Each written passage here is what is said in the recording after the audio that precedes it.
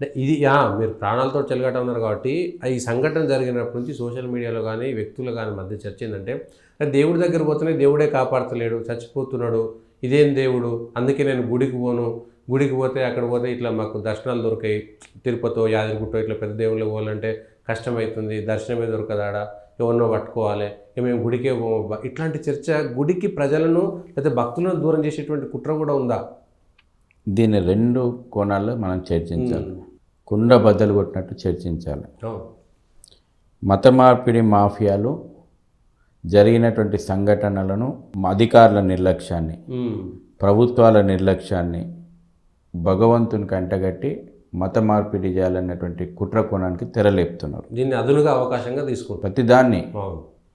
ఇవాళ మత మార్పిడులకు కారణాలైంది హిందూ సమాజం లోపల వచ్చినటువంటి అంటరాని తనం అనేటువంటి ఒక మాయరోగం.